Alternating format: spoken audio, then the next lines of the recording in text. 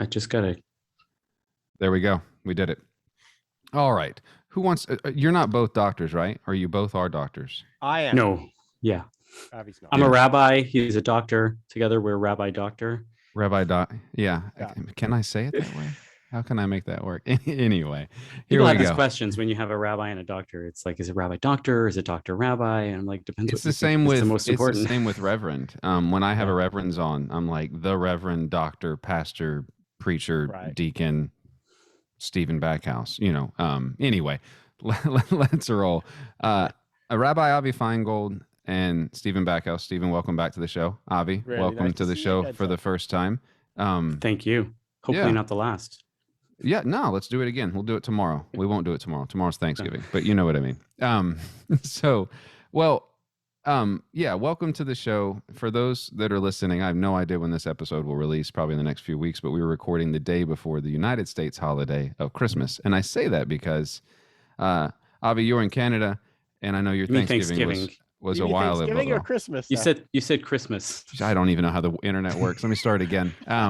We were recording this the day before Thanksgiving in the United States, which Christmas, I think, falls on the same for everybody, if celebrated. However, before the day before Thanksgiving in the United States, which is different in the UK, I don't believe you have the United States Thanksgiving in the UK. And I know I have friends in Canada, and they've already had theirs. So that's kind of contextual here. Yeah. So you've been giving thanks for months now, but welcome to my Thanksgiving holiday, Avi. I appreciate you coming. Excellent. So, well, I spent 10 years in the US, so I've done my fair share of both cooking and being at Thanksgivings. You celebrate both? Wife. Look, I celebrated neither until I moved to the States. And then I realized that it was such a big deal in America to celebrate Thanksgiving, which is not a bad thing. It's important. A lot fewer Canadians do the whole Thanksgiving traditions. And so I never really did it. And now we sort of like celebrate a bit on both. It's hard to celebrate Thanksgiving as an American in Canada when it's a work day. And the other Americans that would love to celebrate Thanksgiving with you have a work day too.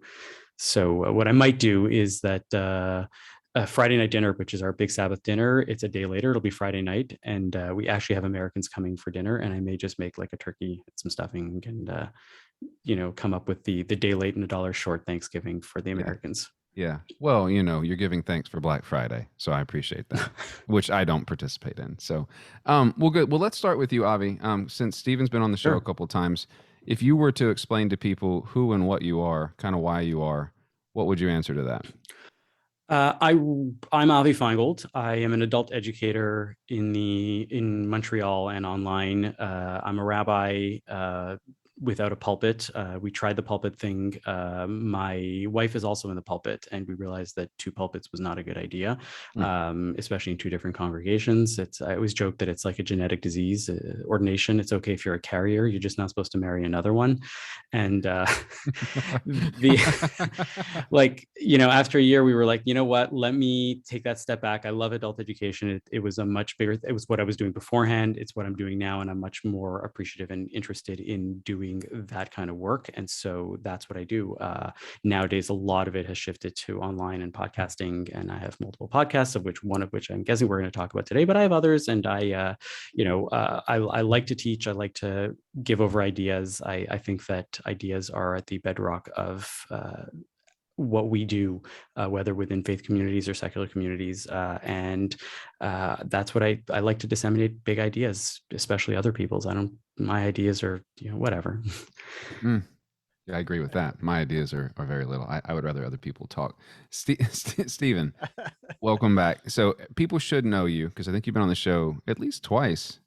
Maybe more than twice. We did a 2-parter a while ago on nationalism and patriotism. So what would you like people? Well, that doesn't exist anymore, Stephen. We fixed that, right? Biden won the election. Like we're done with nationalism. Absolutely.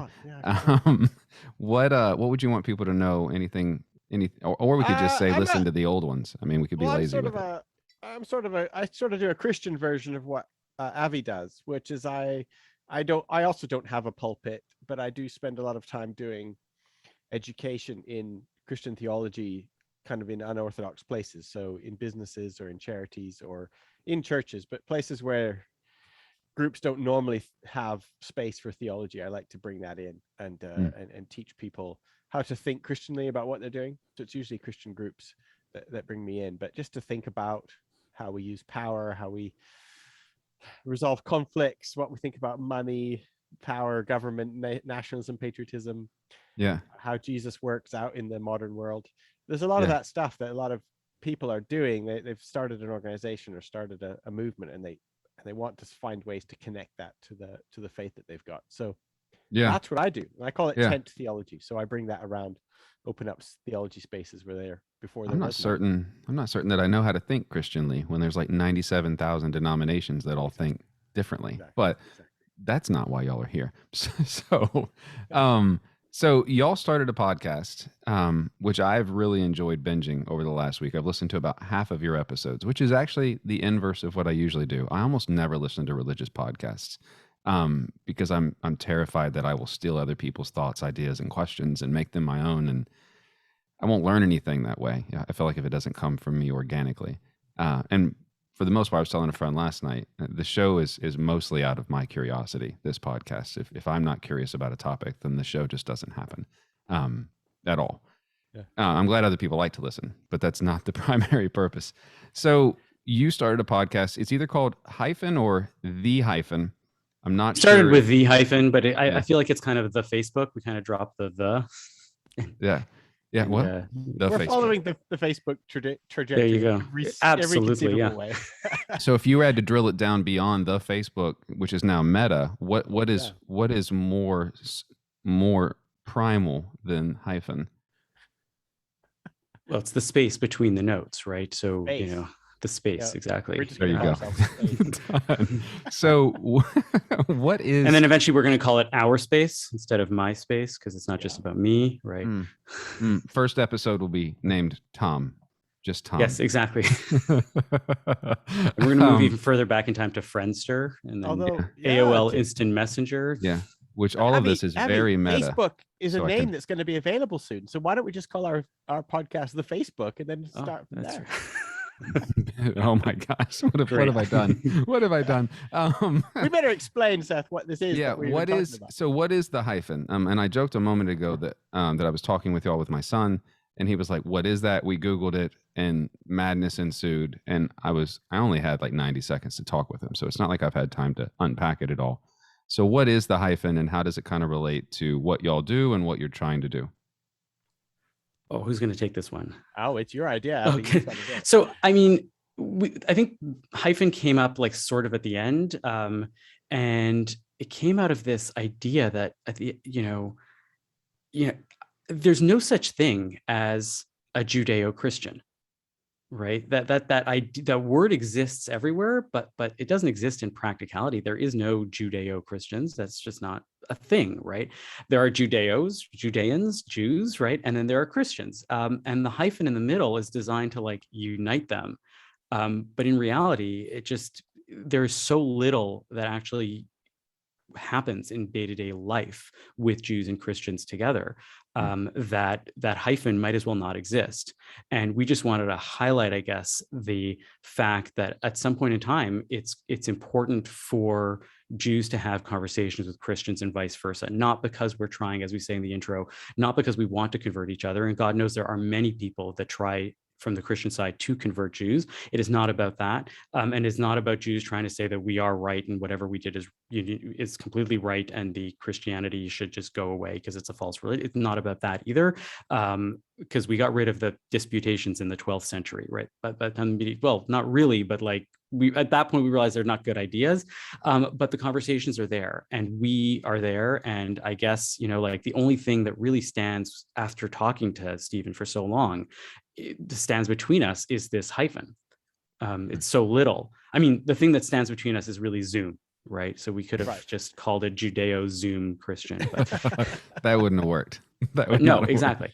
And so that's where it's at, and that's what it highlights, and that's what we're trying to really do, is have these conversations between the Judeo and the Christian, and just talk about the similarities. And it really started out of a really basic, much more prosaic understanding of like what I wanted. I was like, we're releasing our Christmas episode next week, and I had no idea what an advent calendar was. I kept seeing them in stores. I kept, passing by. I had some sort of idea of what it might be, but I really had no idea. I had no idea what happens right during the Eucharist in different denominations. I know that exists. I know that there's a wafer. I know that there's wine, and like I just wanted to know what these things were. And I was like, if I have these questions about Christianity, I am sure that Christians have questions about Jews. Right. What is the difference between the Hasids, right, that have those big black coats and the curls and all that? Or what is a shofar actually used in during Jewish services as opposed to in Christian services? Like, what is a Passover Seder? What happens during that time? This is the first one that I've known what you said right there. There you Passover go. Seder. That's the shofar first is the one horn, right? Have you seen in some churches they use the horn, the ram's horn? So I grew up Southern Baptist, so absolutely not. They don't do any of that. Yeah, See, we're not allowed to move. You sit in the pews and you sit there till we tell you to tithe. Then you move. The Hasids, the Hasidic community is the ultra orthodox, or the ones that are like, if you see the pictures of the stereotypically looking Jewish individual, which is a very small minority of Jews, the ones that have the long black coats and the beards and the curls and stuff like that. Who are those people? What do they do? Are they really exactly like the Amish, or is it just the same dress? So these questions, but then we realized that there was much more to it than that, right? How do we read the Bible? How do we interpret the Bible together? What do each of us say about various passages? How is our respective histories affecting each other, right? How does it mean what not knowing as a Jew about what happened all the way up to the Council of Nicaea, right? Or during the Reformation? I should know that because that affects my existence day to day as a Jew. Right, my Jewish existence is affected by these Christian historical elements, and vice versa. Yeah, and so those conversations have been happening and continue to happen on this podcast. And I think that was the goal, was to two people who know not everything. We're generalists, right? We know enough about a little about everything in our respective faiths that we can have these conversations relatively intelligently, make minimal amount of mistakes, and people can just be a fly on the wall hearing these things. Although we'd love to have more participation, we should hear from people what they want to hear about, as opposed to just our ideas. Those are Pandora's boxes. I did that once and had 90 suggestions and was like, I can't do all these. Also, half of these I've already done. So that tells me who's been listening and who hasn't been. Right. But I'm aware that most people are not like me. Most people are not completionists where they will log into a show and they're like, oh, well, I have to go back to number 1, listen to all of them, which is, I find, deeply satisfying. But I know for most people, daunting. Though the favorite podcast to do that with is one called Behind the Bastards. If you like history, it is fantastic. Okay, we'll check that out. Well, now's the time to do it with us, because we're not even 10 episodes in, so it's not that big of a thing. So we're going to go to 600 episodes easily, Yeah, Stephen, do you agree? We are on Facebook now. So. Well, that's very meta. See how we pulled it all back together there. Even the word meta pulls it back together. Stephen, do you agree with Avi's definition of the hyphen? And then I'm also curious, is the length of the hyphen differ based on the country that you're in? Because Judeo-Christian is a massive hyphen here in the United States, but I'm not certain about Canada, which you both can probably speak to, nor about the UK at all. Yeah. Is it stretched and elongated or shortened depending on what political or religious posture we're trying to take? I think I'm probably taking this from Avi's observation, actually, that I think the way a Judeo-Christian operates in reality is usually just a bunch of Christians trying to prove that they're not just a monolithic culture. So they sort of let's rope the Jews in with us to sort of stand against. It's usually the Muslims or the atheists or something, right? So it's sort of I don't know how genuine it is amongst Christians, and I suspect Judeo-Christian is not a term that was coming up by the minority. It's not the Jewish community is not making up Judeo-Christian. It's the Christians who are using that term, and then what kind of Christians are using that term and why. Yeah. So to me, I interrogate that term a little bit, and I wonder whether it is just trying to co-opt or obfuscate kind of what's really going on. Have either of y'all dug in to the origins of that? It must be marketing. There's no way it's not marketing. Yeah, I don't. Avi, have you? I don't know. No, I know. There's actually a book, a work of philosophy, a French philosopher, Jean-François Lyotard. I'm sure, Stephen, you've heard of him. Yeah. I don't know if you have, Seth. Nope. I'm not trying to pull names here. And You he don't know wrote this, Avi, really but I also obscure. transcribe these episodes. So I'm going to need you to email me how to spell that word. It's 'cause like not gonna leotard, happen. but It's with like a Y leotard. at the front. Yeah. Fair enough. Lyotard. And he actually wrote a highly technical work of philosophy called The Hyphen, and it's about this connection between Judeo-Christian, but it's not something that anybody can and should even read. Well, that's not helpful.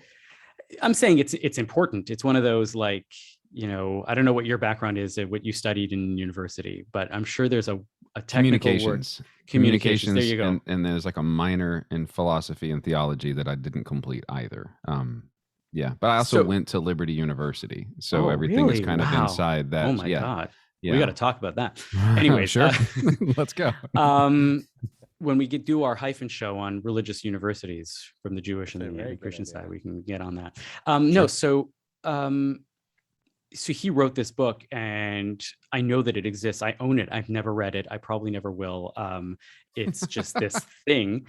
But my guess is that, or my sense is that you're right, that it was much more invented from the Christian side to justify, to validate the idea of, we are not just this new religion or whatever it is. We have these deep roots, and we have these values that are, and we are all encompassing. And in North America, Judeo-Christian, in theory, when the term was coined, was likely all encompassing, because the Muslim world and the Eastern tradition world was not there. But what I was going to answer for you is that I think it depends where you stand. Because on the Christian side, if you're on the Christian side of that, your relationship to the Judeo was probably minimal to nothing. And on the, except 100%. For in church, when you read about the Jews, and even that has no bearing on the Jews of today. Yeah. What do you mean?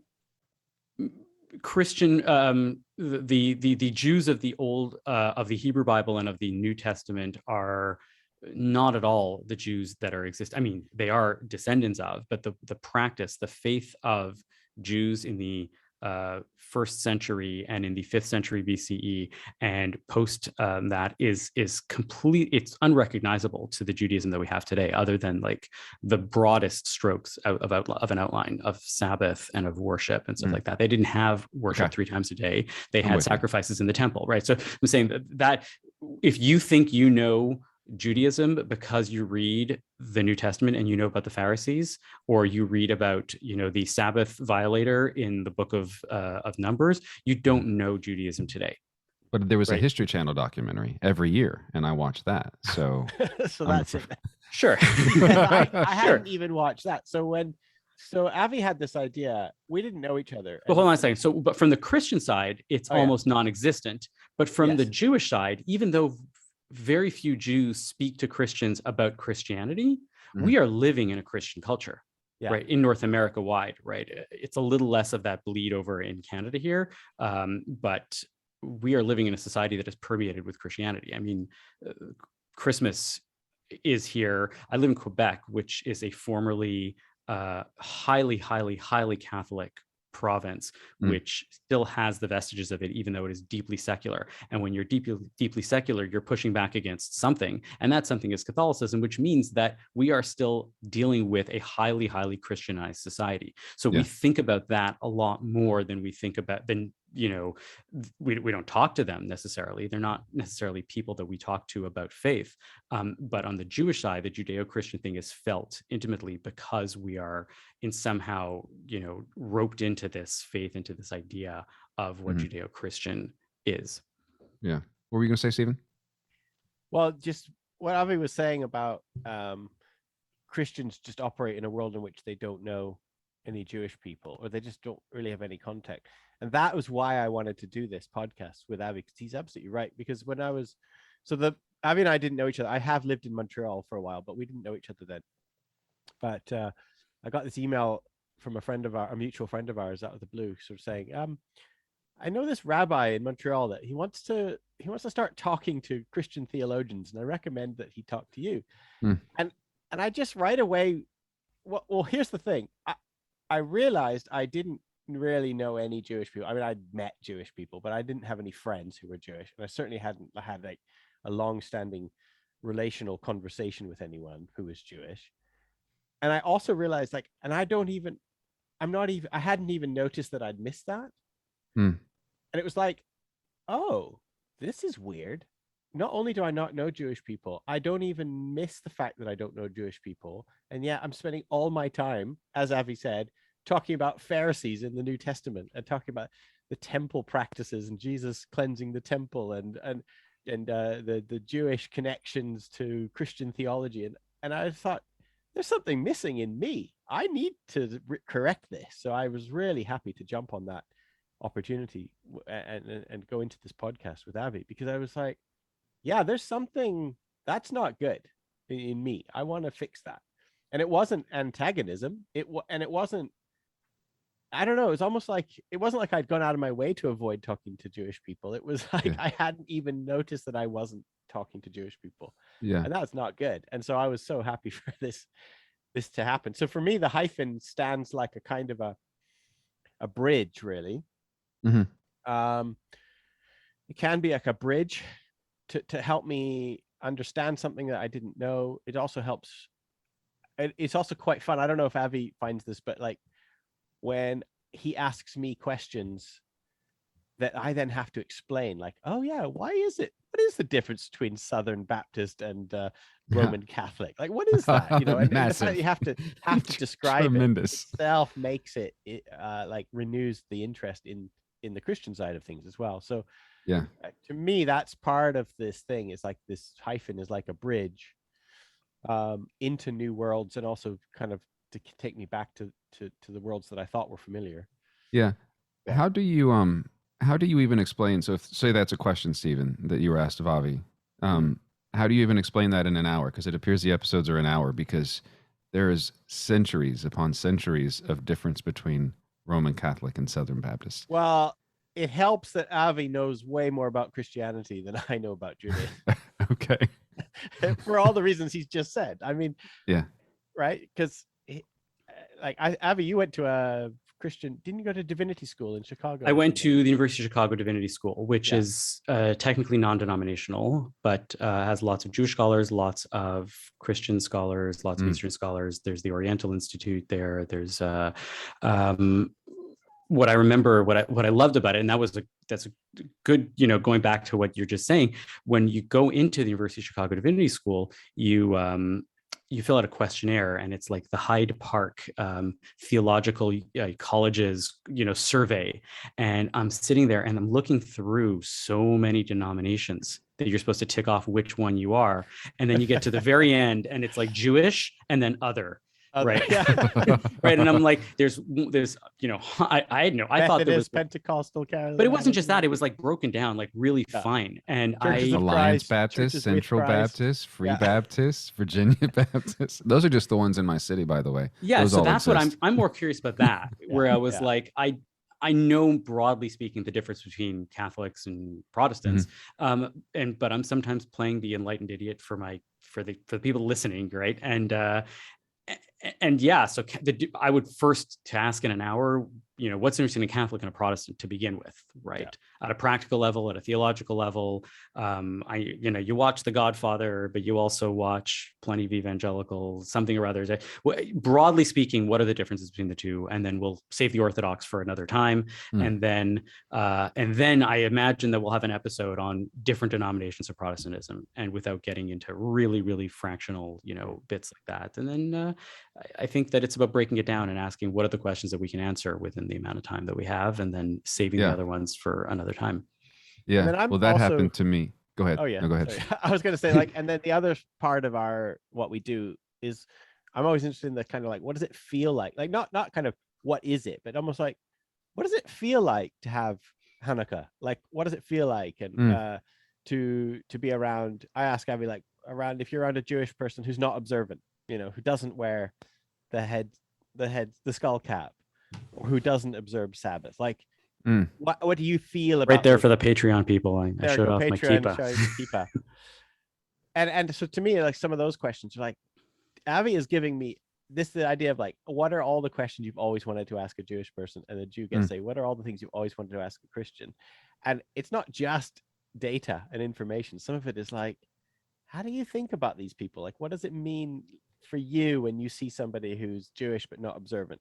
And then he gets to ask me, like, how do you feel when you're around, crazy Trumpy charismatics, or how does it feel when you're around a high church, Roman Catholics, whatever? And there's just something kind of fun about that aspect as well, of having that kind of ability to ask those questions. Yeah, I don't know if it's just us, but like oftentimes the small like fact-based question becomes, the launch pad.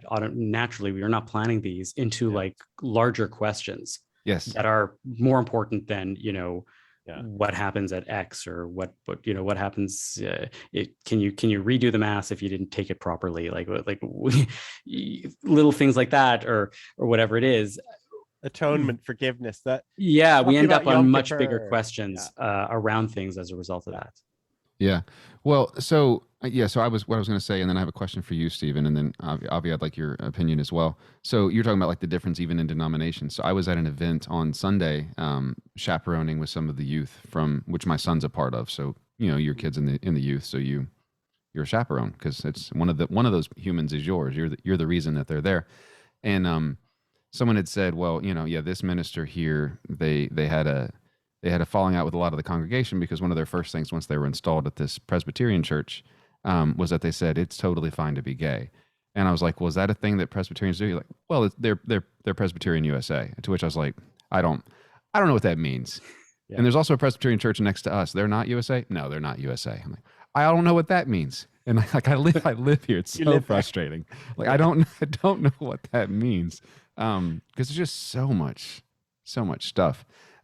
Getting to that bridge metaphor, Stephen, from the Christian side, I want to stretch that metaphor, hold on to it a bit. What do you feel like is the monolithic structure, which is probably not a fair way to phrase the question, but I don't know a better way to do it, that is holding up that part of the hyphen? Like what is the main thing that is attaching the hyphen to the C? I think it's this chosen person idea. I think it's people wrestling with that. I think it's something like that. So like the early New Testament is essentially its whole connection. It's just the New Testament is a series of footnotes to the Hebrew Bible. And it's pretty much them always trying to work out, all right, are we still connected? How are we connected to this idea of being chosen by God? What does this look like? What does this mean? If Israel is a light to the Gentiles, what does that mean? How are we a light to the Gentiles?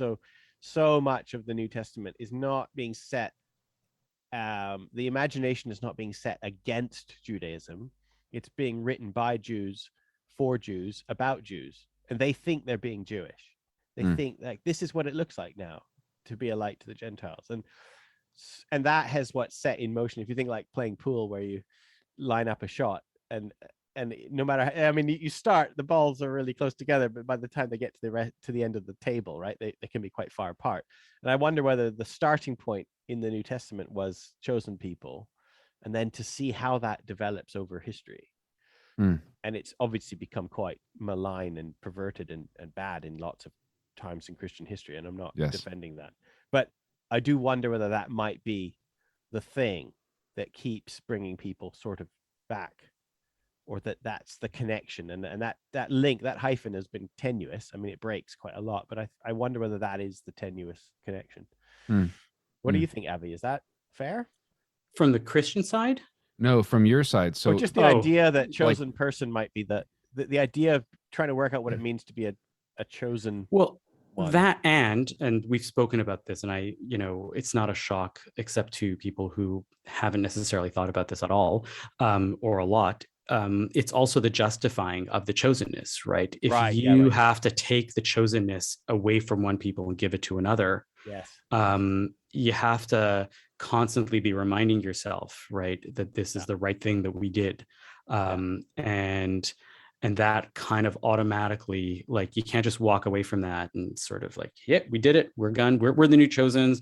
Who are the old chosens? Doesn't matter. We're not thinking about it. We're not talking about it. You end up constantly needing to justify to yourself and to others, right? Why what you did is the right decision, even though you didn't do it, right? The faith as a whole, right? There's that, you know, that is looms so large for a lot of theologians.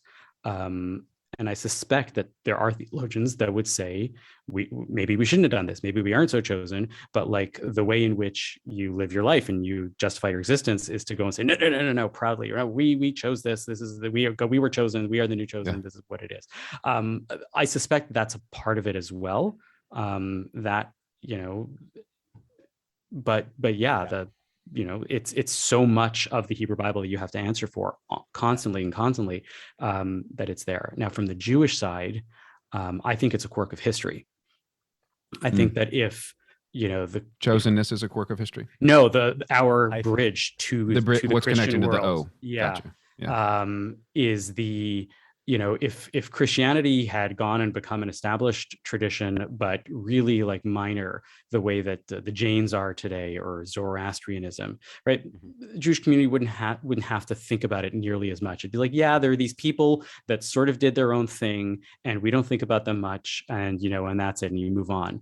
But for, you know, a major strain of Jewish history, right? And we broadly can divide it into people that were living in Arab Muslim lands and people that were living in Christian lands. You don't really have a lot of Jews that have a long history of living in Eastern tradition, in lands with Eastern religions. So broadly speaking, these faiths loom so large for you that you end up having to contend with it on a regular basis as being this faith that emerged out of the faith that you live in right now.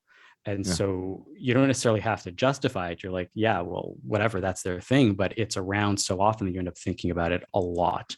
Now that can happen in a good way, right? Especially in the Muslim world, right? If you look at one of the most famous Jewish philosophers, Maimonides, he doesn't seem to have a problem with Islam, because he says to himself, oh, well, this is clearly a monotheistic faith that really believes in stuff and has a law-based society very similar to ours.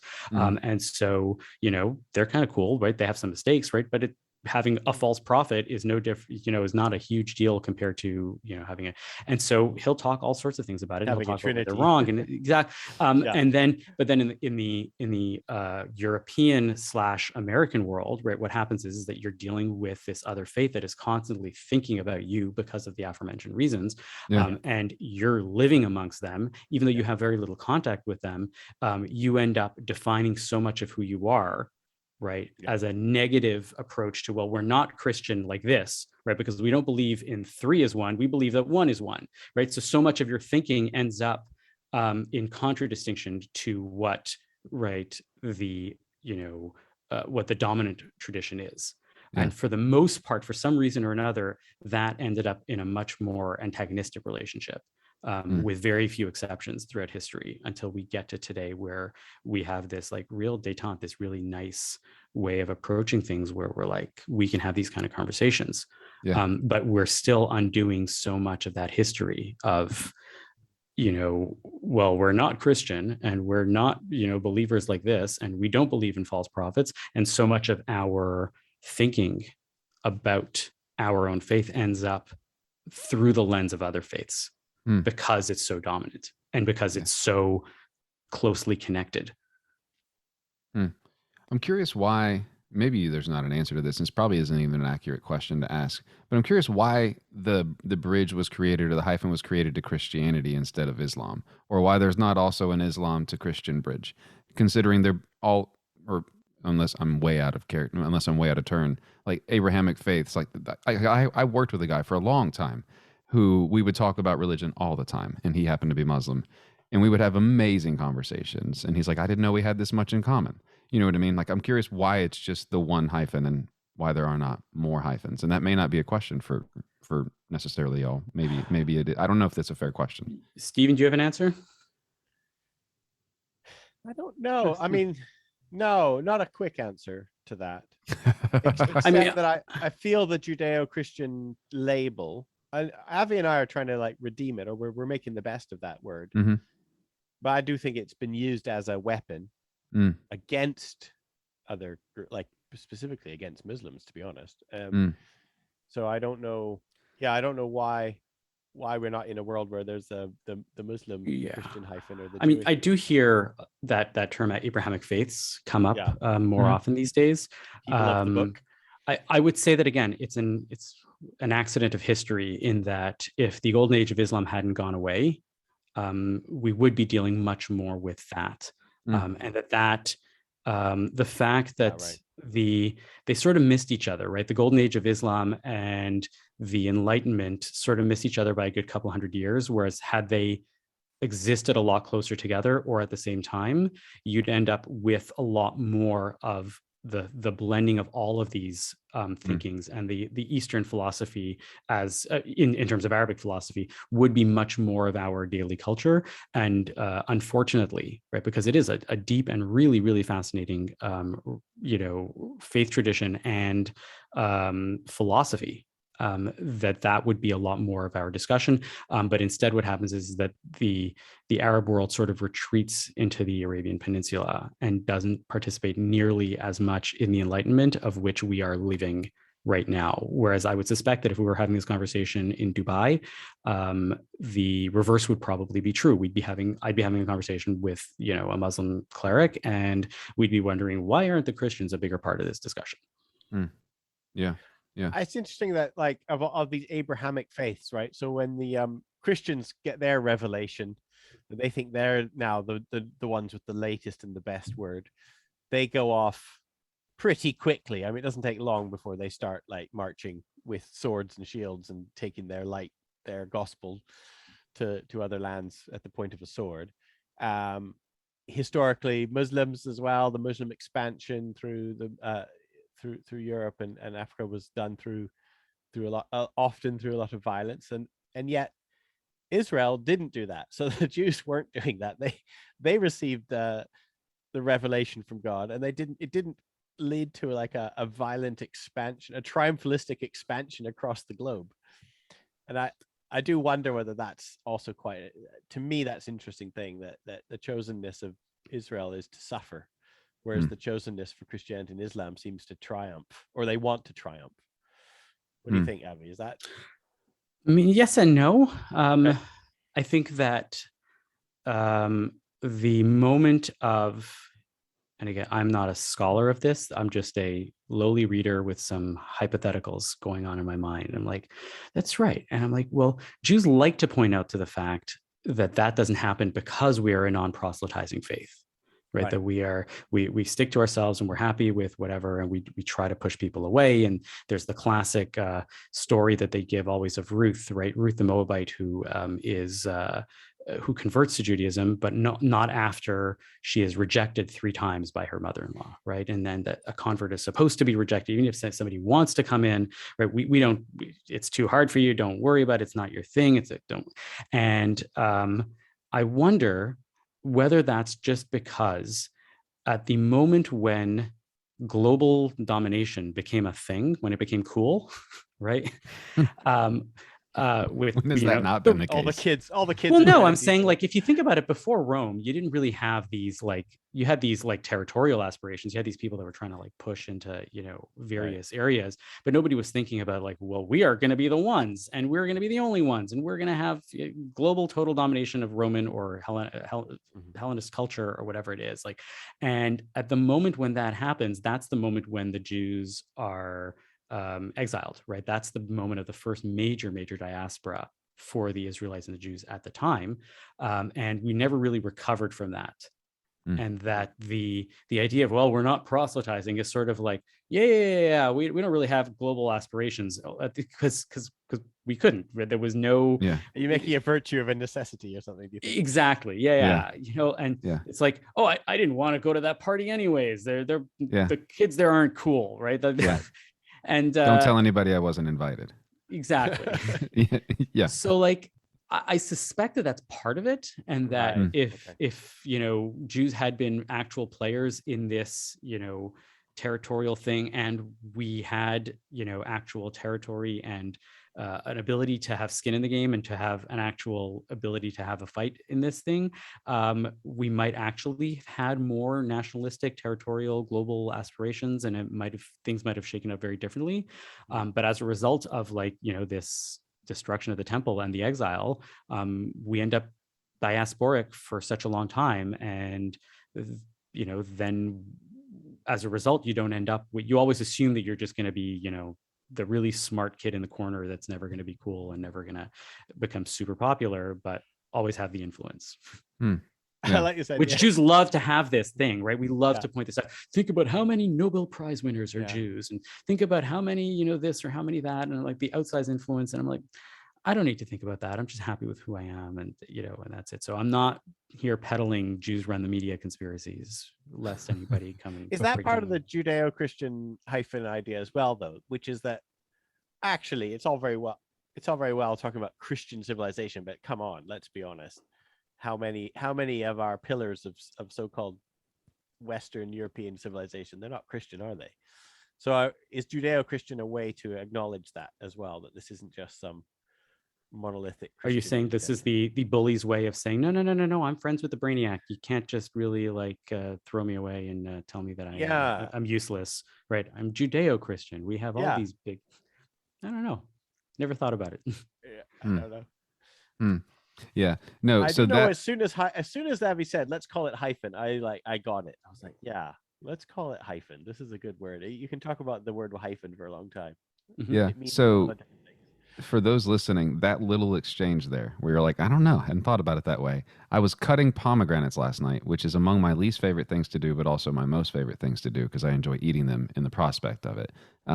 It's expensive. Wait, they don't sell them? They don't sell them pre-cut for you? Because what? So that's in Montreal. Like maybe it's like a bougie. No, I could sort of buy thing. them that way. But I was raised in a way that if you don't do any work, the joy is less if you didn't work for it. And there's a part of me that does enjoy the tediousness of eating the pomegranates after I've spent 40 minutes getting them open. Do you not know the whole under the water trick and yes, I do. But there is there's like a juicy film that is already on the pomegranates, and when you run it under the water, it takes away some of the sweetness. They're slightly more bitter. That's, by the way, one of the alternate podcast names that we had was the Juicy Film. Juicy Film. But y'all were talking about moist theology. Oh gosh, let me get back on. So y'all were talking about you were reading through scripture, and you both brought the same passage, and I think it was Deuteronomy, could have been Leviticus, but it was a specific passage, and it literally just ended. I've finished it this morning. I think you're going to spring off into Matthew. But there was a part, and I forget what you asked, Stephen. You're like, but what about this? And Avi, you're like, I've never actually considered it that way. That's interesting. To which I was like, well, that's the purpose for the show. Like, absolutely. I've never considered it that way. That's interesting. Like, that is a good response to interfaith dialogues, I think, and a healthy one. A yearned for one if people, I think, were honest that they, that they could learn something. So, question from each of you, and then I know that we're running close on time because I can't remember exactly how many hours you are ahead of us, Stephen, but I know that you said you had a hard time that you had to stop. So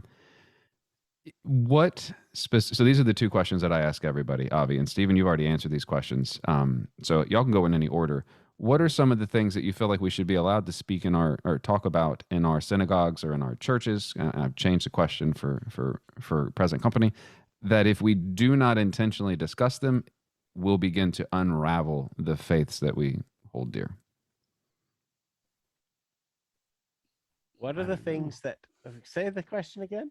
Yeah. So the question is born more so out of, so say I'm sitting at church and I just stand up and I say, why don't we vote on letting people be gay in our church and also be deacons? And people in the back are like, shh, we're not interested in that today. So what's the one question that would start to unravel everything? Yeah, but that we should be allowed to speak about and question and talk about as a congregant of the church body or of the faith body, and not necessarily one that the minister or rabbi or reverend, or I don't know what the right word is here, pronoun or title is, not the one that it should be foisted on the congregation, but the one that everybody is thinking, in your opinion, that nobody talks about for fear of being ostracized or kicked out or excommunicated.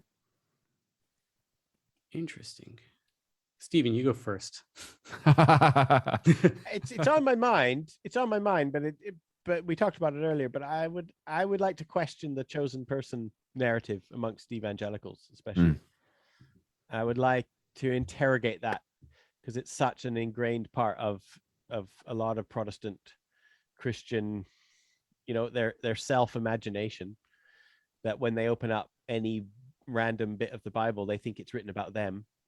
And when they hear Israel being blessed, or when they hear the chosen nation being blessed, they think, oh, that's about us. And I would like to question that. And I would like to start talking about that more, and to actually begin to look at what has actually happened. Like Abby said, what happens when you claim you're the chosen person, but the previous chosen people are still there. So then what happens? And you try and brush them under the carpet, or do even worse things, which is what Christendom has done to Jews throughout history. And I think all of the bad things that Christians have done to Jews have come directly from their brittleness about not being able to share the stage with chosen people. Was that the alternate title for the Crusades? Brushing them under the carpet? Yeah. Right. Are either of y'all familiar with a show that has become popular called The Chosen? Yes. How would you retitle that name then, Stephen? If we need to question that wording or that mindset, like the entire show is framed around. Now they're talking about the disciples being chosen, but we both know what's going to happen with that show once it's on DVD and gets screened in churches. What would you retitle that? Unrelated question. The followers. There you go. Fair enough. Just want to make sure because I got to remove. So that I'll even be more valorous than that, right? And there's an American rabbi named Brad Hirschfield who wrote this book called "You Don't Have to Be Wrong for Me to Be Right," and that really became a guiding principle for a lot of my thinking and a lot of my day-to-day interactions with both Jews and non-Jews. And I would have no problem. Maybe this is theologically problematic, or I don't know what it is, but I have no problem with Christians saying, maybe the one problem I might have is that they are supplanted what chosenness is, but different people are chosen for different things. And your chosenness, I have gotten to a point in my faith and my day-to-day living that your chosenness doesn't impinge on my chosenness.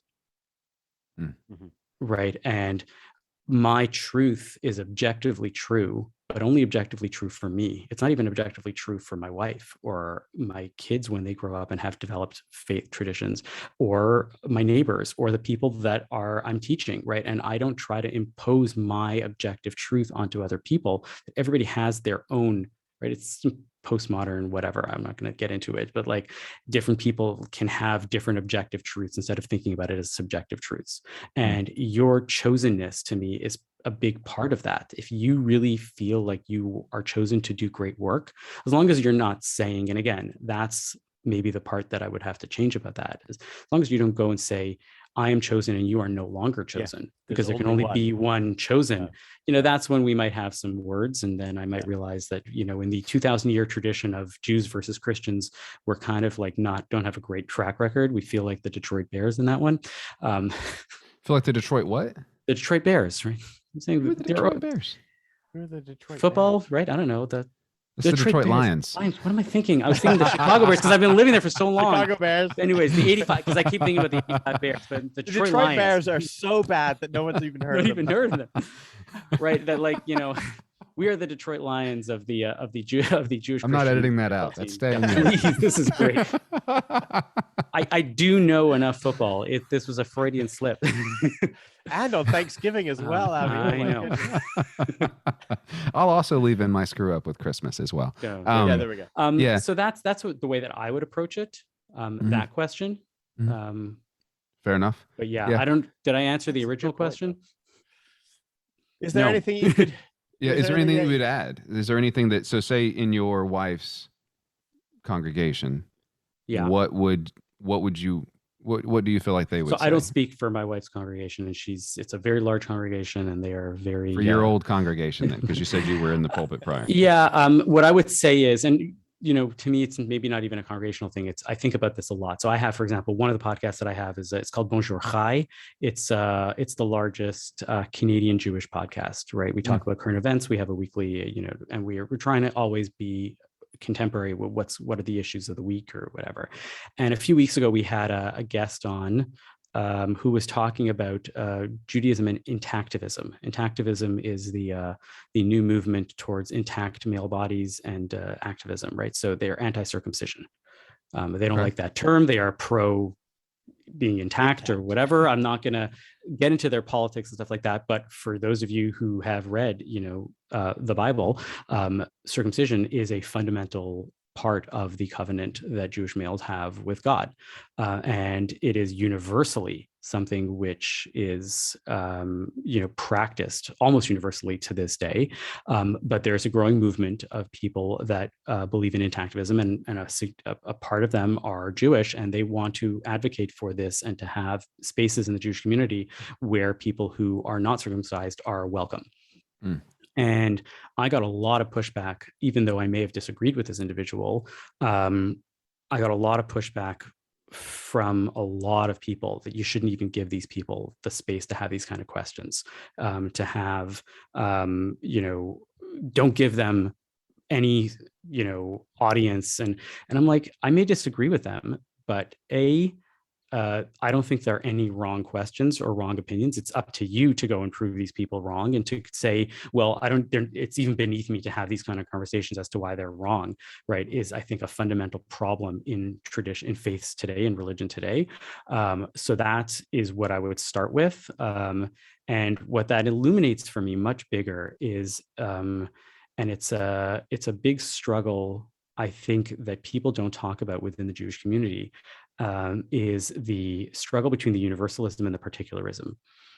We are a particular tradition. There is theoretically an in-group and an out-group within Judaism, right? People that are Jewish and people that are not Jewish. But those lines get very, very blurred in today's day and age. And we don't have these questions. And I'm a big universalist. I clearly want to have these kind of conversations with just about anybody. And I'm willing to have conversations with people that are really on the fringes of the Jewish community and people that are beyond the Jewish community. But we're not asking these questions as to where does the universalism stop and where does the particularism begin? Right. I love Stephen. I wouldn't have him as a member of the 10 that we need to have a prayer quorum, even though he is a believer. He is not a Jewish believer, and therefore he does not belong in the quorum of Jews. Where do those lines work and not work are not necessarily questions that we are dealing with in the Jewish community. It's fairly an uncomfortable topic because there is a lot of interfaith relationships that are happening more than there used to be. There are a lot of still people with loose ties, what I refer to loose ties within the community, people that don't necessarily want to go to services every week, people that don't practice the way that, I might practice or other observant traditional Jews might practice, but still want to maintain some sort of ties to the community. And it used to be that we would push those people out. Like, all you care about is bagels. Well, forget it. We don't need you in this community. And bagels and Seinfeld, right? That's Judaism for a lot of people. Well, nowadays it's Larry David, I guess, but right. But nowadays there are so few. And it's interesting because the guest that I had on, who was this intactivist, he was, why are you pushing us out? You need us more than we need you. We want in, and you're trying to push us out at a time when so many people are leaving faith traditions and leaving Judaism. He says, why are you doing that? And I think he has a point. And actually that's the bigger point over the intactivism. That reason why I had him on is to have these kind of conversations. And I think that that's the big conversation that nobody really wants to talk about, right? The interfaith tradition, the interfaith marriage, the observance versus lack of observance. These are all things that people are thinking about, the gay versus not gay. Like, all of these things are around. I think and I'm not sure what the answers are. The standards are so complicated, but that's just that's something that has to be out there and really be discussed more. Yeah, definitely. Long-winded answer. Sorry. No, that's fine. Give me one moment. My children came down with something that is apparently life-altering. 1 second. I've been there.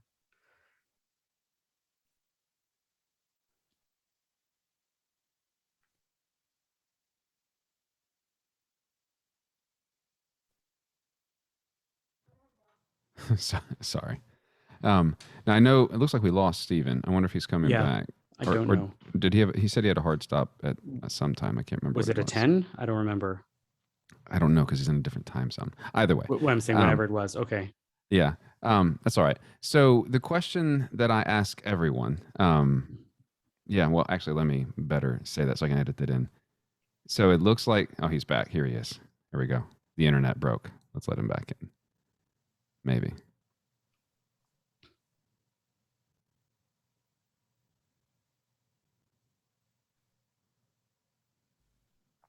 There you are.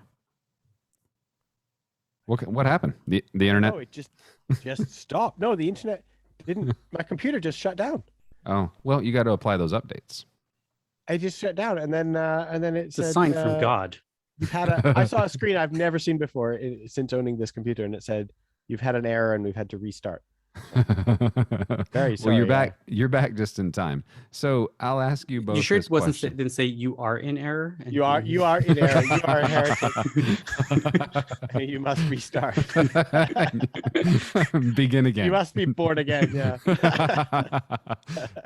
That's funny. That's the Nicodemus error. So my apologies. Do we need some sort of clear space to restart this again? No, you actually popped right back in about 15 seconds after Avi had finished. Okay. So yeah. So the question that I ask everyone is, so Stephen, I think you've been asked this twice. So I'll begin with you, Avi, to give you a bit more time to answer the question. So the question I begin with is, when you try to wrap words around what God is, Stephen, what would you say to that if someone asked you? Like, how do you try to say, here's what God is? My mind these days is in the world of fermentation, patient fermentation. I'm reading a book by Alan Kreider called The Patient Ferment of the Early Church.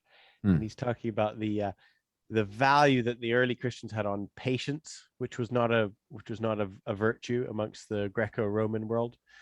And they saw God as eternally long-suffering, slow to anger, right?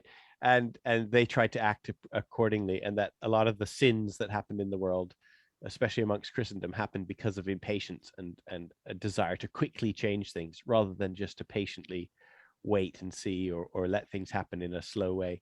And it's that kind of process of bubbling change, which Alan Kreider, the Anabaptist church historian, calls patient ferment. So I would say something like that. I would probably, in my own way, I'd try to say, talking about God is that part of the heart of the cosmos, which is always creating and yet always waiting and patiently waiting as well. God is a bacteria then, right? God is the ferment, is the yeast in the dough. There you go.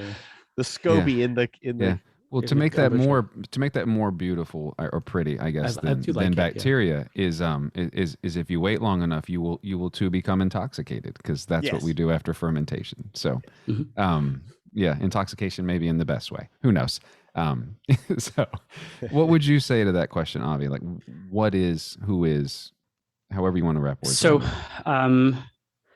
I'm a big fan of the Maimonidean approach. Maimonides, and it's not his conception entirely, but he is a big proponent of that. And I think there's not enough Jews that think about this. I'm really a big thinker in terms of negative theology, right? I don't like to think about what God might be, but I also have a good idea of what God is not, right? And the finger of God does not exist, and God does not get angry the way that we get angry. These are all just analogies for our human, little pea-sized whatevers.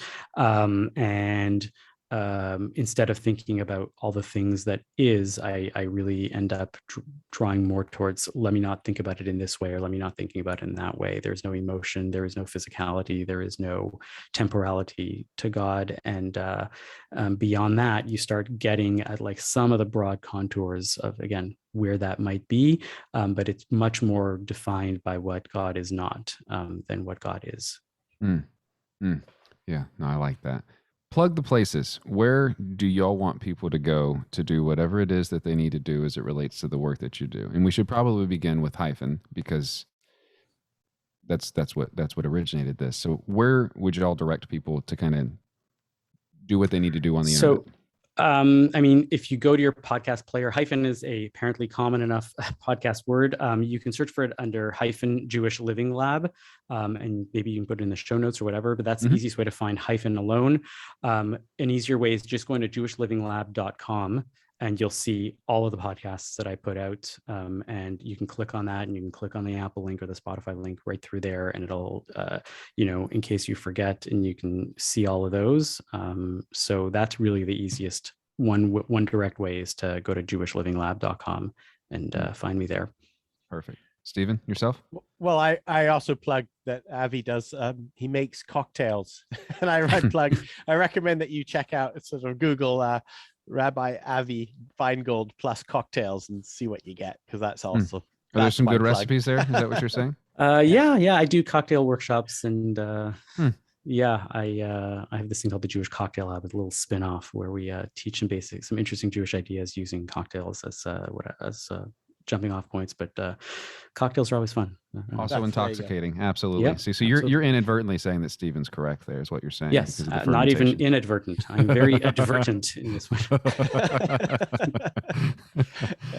Stephen, where would you want people to go?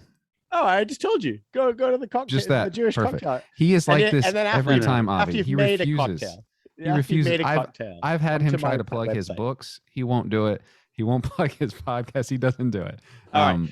After you had your endearing. cocktail in hand, you're going to have a kosher cocktail, and then you're going to come to tenththeology.com and check out all that stuff. And you could have a look at the Kierkegaard, A Single Life, the biography of Soren Kierkegaard that I wrote as well. Yeah. You could check that out. Do those. Do come to 10th Theology. You'll find all sorts of fellow travelers and interesting people on that podcast. Yeah, we need to come up with the hyphen cocktail. That would be a good one. What spirit most embodies, and don't answer the holy one, most embodies Christianity? Bourbon? Something made by monks. We've got I see very different answers. That's American and European. Yeah, I know. Interesting. So Benedictine and bourbon, right, and some Manischewitz splashed on top of that. See, there you go. Served with a wafer. With a wafer. A matzah. Same thing. Perfect. Same thing, see? Excellent. Well, my answer is bourbon because that's the only spirit that matters to me. It's got to be bourbon. If your cocktail is just bourbon, like that's your cocktail. It's just the other bourbon. day I made one. My wife had made a cocktail. She bought some like orange juice with pineapple in it, threw some Malibu in there, did a few other things. And I was like, I'll have a drink with you. So I literally 1 cube of ice, shot of bourbon. Yeah. That was it. And she's like, what's your bourbon kidding? of choice? Right now I'm drinking Blanton's because it's the holidays, and that's a nice bourbon. But it will change. I have some cheap bourbon that I will follow up after not cheap bourbon because the burn doesn't matter as much. Yeah. I hear. No, there's a couple local bourbons. Right now I have I can't remember the name of it. I have a Japanese bourbon upstairs that's fantastic. Is it the one that they did the Japanese American the Legend, Legent? I can't even that pronounce it. I've got a picture of it on my phone. That's an interesting one. You should check that one out. It was done as a combination with Jim Beam and Suntory, where they got the two blenders together and did a Japanese / bourbon hybrid. Had a few good bottles of that one. Huh. Yeah, the ones that I have upstairs right now, there's also Lagavulin or something like that, which is a Nick Offerman. They have a Nick Offerman edition. The Nick Offerman Lagavulin, yeah. That's a whiskey. That's not a bourbon. I mean, big. Oh, come on. Big Them fight words. Close enough. It was a gift. It was a gift. But yeah, no, it's good. I'll also have scotch, but I prefer bourbon if I'm going to have anything at all. But isn't it? I always forget the way it goes. Aren't all whiskeys bourbons, or all bourbons are whiskeys? Because it's just the length, like the way. Whiskey that it's is the aged, right? generic term generally now for brown, malted, grain. Yeah. But then depending on where it comes from, you either have Scotch whiskey, which nobody even uses the term Scotch anymore. They just say whiskey, or you have Irish whiskey, or you have rye whiskey, or you have Canadian rye for Canadian whiskey, way out of my depth. or you have bourbon for. But yeah. Oh, right. You are literally talking to that. I'm way out of my depth. We need to go back to religion is what we need to do. I'm way out of my depth. I just like drinking it. So, well, good. Well, I will end this recording here. Thank you so much for both of you coming on this morning, or this afternoon in your case, Stephen. Appreciate you both. This was so much fun. Thank you, Seth. You're welcome. All right. Let me end that.